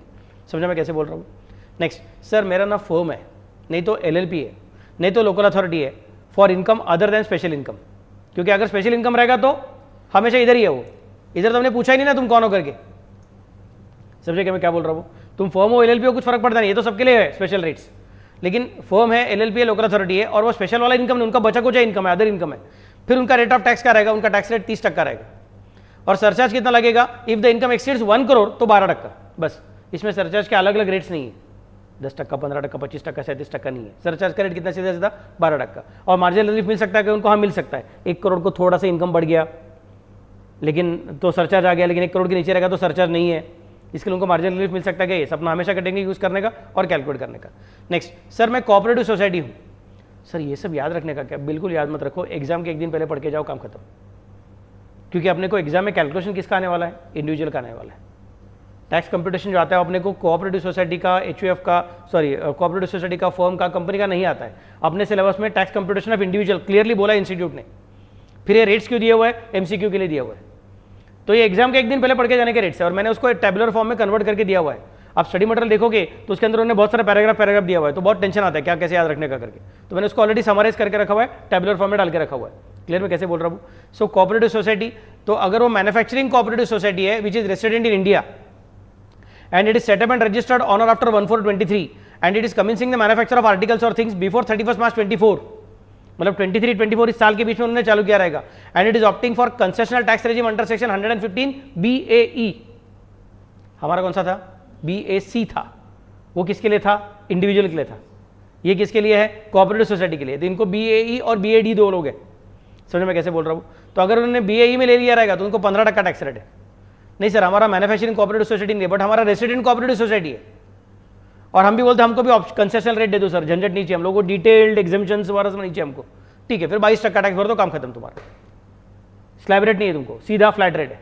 समझ में कैसे बोल रहा हूँ, मतलब सर अभी तो ऊपर बोला था आपने कि इंडिविजुअल HUF AOP BOI उसको सबको स्लैब रेट लगता है, समझ में कैसे बोल रहा हूँ। लेकिन वो AOP BOI के अंदर अगर कोऑपरेटिव सोसाइटी रहेगी तो उसको यहाँ पे लेके आना पड़ता है, उसको ऊपर स्लैब रेट में रखने का, उसको यहाँ पे लेके आने का, समझ में कैसे बोल रहा हूँ। एंड नेक्स्ट, नहीं सर हमारी ना मैन्युफैक्चरिंग कोऑपरेटिव सोसाइटी नहीं है, हमारी other resident cooperative society opting for concessional rate भी नहीं है, तो बोलूँगा ठीक है फिर तुम्हारी अभी सचमुच में नॉर्मल कोऑपरेटिव सोसाइटी है और तुम कंसेशनल रेट भी नहीं मांग रहे हो, फिर जाओ तुम्हारे स्लैब रेट को कंसिडर करो। समझ में क्या बोल रहा हूँ। अच्छा कौन से स्लैब रेट सर, ये वाले क्या ऊपर जो थे अपने 2.5 लाख वगैरह वगैरह वो वाले स्लैब रेट क्या, नहीं मैंने क्या बोला है, slab rate as given below.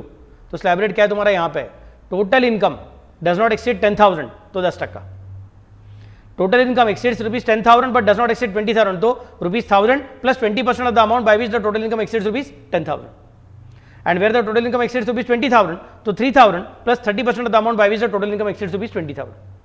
तो कोऑपरेटिव सोसाइटी के लिए आपको यहाँ पे जाना ही नहीं है, यहाँ पे इंडिविजुअल चलेगा कहाँ चलेगा, HUF चलेगा कहाँ चलेगा, AOP चलेगी other than cooperative society, BOI चलेगी अदर देन कोऑपरेटिव सोसाइटी। तो सर इसका मतलब मैं जिस कोऑपरेटिव हाउसिंग सोसाइटी में रहता हूँ या फिर रहती हूँ उसको इनकम टैक्स भरना पड़ेगा क्या, यस सर लेकिन हमारे सोसाइटी में इनकम टैक्स कोई भरता नहीं है, हमको समझ में आता है, मतलब सोसाइटी का नाम से कुछ इनकम टैक्स रिटर्न नहीं भरता है, क्योंकि शायद ऐसा हो सकता है कि आपके कोऑपरेटिव सोसाइटी का इनकम काफ़ी कम है। नहीं सर हम लोग हर महीने में कॉन्ट्रीब्यूशन देते हैं, हमारा हर एक फ्लैट का ही कॉन्ट्रीब्यूशन 3-3 हज़ार रुपये रहता है, तो एक फ्लैट का इनकम कॉन्ट्रीब्यूशन 36,000 रुपये रहेगा मंथली कॉन्ट्रीब्यूशन, और हमारे सोसाइटी में 40 फ्लैट्स है। नहीं तो सर मैं नांदेड़ सिटी में रहता हूँ या फिर रहती हूँ, नहीं तो मैं किधर अपना वो कौन सा है वो मगरपट्टा में रहता हूँ रहती हूँ, उधर तो बड़े बड़े सोसाइटीज़ है, समझ में कैसे बोल रहा हूँ। तो उनको क्या कंसिडर करना पड़ेगा, yes they may have to pay the tax. In fact तुम्हारे सोसाइटी में भी अगर वो फिक्स डिपॉजिट के ऊपर का इंटरेस्ट इनकम वगैरह सब आता रहेगा और वो सिंकिंग फंड का डिपॉजिट नहीं रहेगा तो नेट केस उसको टैक्स आ सकता है, क्या आ सकता है, और वो टैक्स का रेट्स क्या रहने वाला है, तो टैक्स का rates are going to be depending on what is the rate at which sorry what is income your society is earning. Total income does not exceed, but total income देखने का है, interest का amount मत देखो, interest को उसमें से कुछ माइनस करने को मिलेगा नहीं मिलेगा वो सब चीज़ें चेक कर लो, GTI माइनस चैप्टर 6 का डिडक्शन वो सब करने के बाद जो आएगा वो देखो। क्लियर में कैसे बोल रहा हूँ। सर हमको भी सरचार्ज है क्या, तो अगर सपोज ये मैन्युफैक्चरिंग कंपनी कोऑपरेटिव सोसाइटी है या फिर कंसेशनल रेट वाली मतलब BAE नहीं तो BAD वाली कोऑपरेटिव सोसाइटी है तो उसको सिंगल सरचार्ज है एट द रेट ऑफ 10%, और अगर वो दूसरी वाली कोऑपरेटिव सोसाइटी मतलब कंसेशनल रेट में नहीं जाती तो इन that case if the total income is greater than 1 crore but less than 10 crore तो 7% surcharge. Next if the total income is greater than 10 crore तो 12% सरचार्ज। मार्जिनल रिलीफ मिलेगा क्या, ये कंसेशनल रेट वालों को मार्जिनल रिलीफ नहीं मिलेगा। समझने में कैसे बोल रहा हूँ, क्योंकि यहाँ पे हमने लिमिट नहीं कंसिडर किया है, सिंगल सरचार्ज सीधा, जितना तुम्हारा इनकम है उसके ऊपर 15% टैक्स, जितना तुम्हारा टैक्स है उसके ऊपर सीधा 10% सरचार्ज, जितना तुम्हारा इनकम है उसके ऊपर 22% टैक्स, और जितना तुम्हारा टैक्स है उसके ऊपर 10% सरचार्ज, सीधा सिंपल है। तो यहाँ पे ऐसा कुछ होता ही नहीं ना कि थ्रेशोल्ड लिमिट को क्रॉस किया, because even if you are earning ₹10,000 तो भी तुमको सीधा 15% टैक्स है। समझे मैं क्या बोल रहा हूँ, और सीधा 15% टैक्स है और तुमको सीधा 10% सरचार्ज है। मार्जिनल रिलीफ का कंसेप्ट कब आता है, जब इतने तक सरचार्ज नहीं है इसके ऊपर सरचार्ज है, ऐसा सिचुएशन जहां पे क्रिएट हुआ रहता है वहां पे मार्जिनल रिलीफ इंट्रोड्यूस करना पड़ सकता है, because sometimes a person may cross the limit but not by higher amount but by only smaller amount, तब मार्जिनल रिलीफ आता है। यहाँ पे सिंगल सरचार्ज है ना, that means there are no different limits के इतना है इसके तक नो सरचार्ज इसके ऊपर सरचार्ज, ऐसा कुछ है ही नहीं, दैट मीन्स मार्जिनल रिलीफ का झंझट नहीं आएगा। बट इन दिस केस ये स्लैब रेट बोल के रखा था, और यहाँ पे सरचार्ज भी कैसे बोल के रखा, अगर total income is greater than 1 crore but less than 10 crore तो 7%, मतलब जिसका इनकम टोटल इनकम ही 1 करोड़ से कम है उसको सरचार्ज ही नहीं है। समझे मैं कैसे बोल रहा हूँ, जिसका टोटल इनकम 1 करोड़ से नीचे है उसको सरचार्ज नहीं है, मतलब अभी गड़बड़ हो जाएगी, 1 करोड़ से नीचे वाले को सरचार्ज नहीं है, 1 करोड़ के ऊपर जाओगे तो 60% सरचार्ज है। क्या समझ सकते मैं कैसे बोल रहा हूँ, और फिर 10 करोड़ के ऊपर जाओगे तो 12% सरचार्ज है, मतलब तुमको अभी क्या करना पड़ेगा, मार्जिनल रिलीफ का टेक्निक यूज करना पड़ेगा। समझे मैं कैसे बोल रहा हूँ, इसके लिए सिर्फ यहाँ पे marginal relief is as usual बोल के रखा मैंने, गॉट द आइडिया, क्लियर। यहाँ पे मार्जिनल रिलीफ नॉट एप्लीकेबल क्यों बोला, बिकॉज स्लैब रेट है ही नहीं ना स्लैब रेट फॉर टैक्स ना कंसेशन इन सरचार्ज, क्यों भाई यहाँ तक सरचार्ज नहीं, ऐसा कुछ है ही नहीं, पहले से सरचार्ज आपको एप्लीकेबल है दोनों केस में ही, क्लियर। नेक्स्ट कौन है, डोमेस्टिक कंपनी। अगर आपकी डोमेस्टिक कंपनी है and it is a domestic manufacturing company setup and registered on और आफ्टर 1/10/2019 एंड कमेंसेस मैन्युफैक्चर और आर्टिकल और things before 31 March 24 and it is exercising the option under section 115 BAB, हमारे लिए BAC, domestic company के लिए BAB and BAA। So domestic company के लिए कौन है BAA एंड BAB, हमारे लिए कौन है BAC, कोऑपरेटिव सोसाइटी के लिए कौन है BAD एंड BAE। और ये सब सेक्शन किधर है, फाइनेंस एक्ट के अंदर है कि इनकम टैक्स एक्ट के अंदर है, इनकम टैक्स एक्ट के अंदर है। समझा मैं कैसे बोल रहा हूँ, उनको क्या बोल के रखा है बेसिक टैक्स, अगर ये वाली कंपनी तो 15% ऑफ इनकम डिराइव्ड फ्रॉम और इंसिडेंटल टू मैन्युफैक्चरिंग और प्रोडक्शन ऑफ एन आर्टिकल और थिंग। सर हमारी BA वाली कंपनी है, डोमेस्टिक कंपनी पर हमको कंसेशन रेट चाहिए, मैं बोलूँगा ठीक है, फिर आपके लिए क्या रहेगा 22% ऑफ टोटल इनकम, एक तो 15% नहीं तो 22%। सर बाकी के कंपनीज रहेंगे तो इफ द टोटल टर्नओवर और gross receipts in the previous year of 21-22 is less than और इक्वल टू 400 crores तो 25%, इन इधर के सीधा 30%, सीधा फ्लैट। ऐसा नहीं है बोलो कि अप टू 400 करोड़ तक, ऐसा कुछ नहीं है, टर्नओवर का बात चालू है ना, और प्रॉफिट के ऊपर टैक्स लगता है, तो टैक्स का रेट सीधा 25% फ्लैट है, 30% फ्लैट है, मतलब आइधर 15%, नहीं तो 22%, नहीं तो 25%, नहीं तो 30%, ये तुम्हारे डोमेस्टिक कंपनी के टैक्स रेट्स है। क्लियर। सरचार्ज है क्या, यहाँ पे सिंगल सरचार्ज है, सिंगल सरचार्ज है इसका मतलब यहाँ तक सरचार्ज नहीं, उसके ऊपर सरचार्ज ऐसा कुछ है नहीं, पहले से सरचार्ज लगेगा, मतलब मार्जिनल रिलीफ मिलने वाला नहीं है। इधर मार्जिनल रिलीफ शब्द लिखने का रहेगा मेरा, मार्जिनल रिलीफ मिलने वाला नहीं है, समझना मैं कैसे बोल रहा हूँ। और यहाँ पे अब turnover is total income is greater than 1 crore but less than 10 crore तो 60%, कोऑपरेटिव सोसाइटी जैसा, और 10 crore के ऊपर जाएगा तो 12%, कोऑपरेटिव सोसाइटी जैसा, मतलब यहाँ पे भी फिर से बार मार्जिनल रिलीफ मिलने वाला है। और अगर फॉरेन कंपनी रहेगी और उसका स्पेशल टाइप का इनकम रहेगा, royalties and fees for rendering technical services received from government और an Indian concern in pursuance of an agreement approved by the central government made by the company with the government of India or Indian concern between 1461 to 31st March 76 in case of royalties and between 1364 to 31st March 76 in case of the fees for technical services, तो बोलेंगे 50% tax सीधा सीधा, other income कर सीधा 40% tax. Domestic company को tax rate कम है, foreign company को tax rate 40% है। देखो डोमेस्टिक कंपनी को कितना, आइधर 15, नहीं तो 22, नहीं तो 25, नहीं तो 30, और फॉरेन कंपनी को सीधा 40% है। सरचार्ज है क्या, सरचार्ज भी स्लैब रेट के हिसाब से है, मतलब if the total income goes beyond 1 crore तो बट लेस देन 10 crore तो 2%, अभी 60% नहीं, तभी 60% और 12% था, यहाँ पे 2% और 5% है। क्लियर में क्या बोल रहा हूँ, मार्जिनल रिलीफ मिलेगा क्या, यस मिलेगा, क्योंकि तुम बोल रहे ना यहाँ तक सरचार्ज नहीं उसके ऊपर सरचार्ज है, मतलब मार्जिनल रिलीफ का कंसेप्ट लगाना पड़ता है। क्लियर में क्या बोल रहा हूँ। सो ये सारे के सारे टेबल जो अभी सिखाए मैंने, ये सब किसके लिए है, एग्जाम के एक दिन पढ़ने के लिए, एक दिन पहले। आज कल सुबह एग्जाम है तो आज रात को एक बार पढ़ के रखता हूँ, चाहे तो लिख के रखता हूँ, सो दैट कल मुझे याद आएगा। अभी से इसके पीछे लगने की जरूरत नहीं है, अभी सिर्फ एक बार नोट्स में लिख के रखो, काम खत्म। समझा मैं कैसे बोल रहा हूँ, गॉट दी आइडिया। और कैलकुलेशन का प्रॉब्लम सब इंडिविजुअल का करने का है, उसका मैंने बहुत सारा प्रॉब्लम करके लिया हुआ है। समझा मैं कैसे बोल रहा हूँ, ओके। फिर बाद में क्या करने का अपने को, शाम को रिबेट, मतलब हम लोग 31 पे चले जाएंगे, 31 to 35 5 पेज में खत्म हो जाएगा।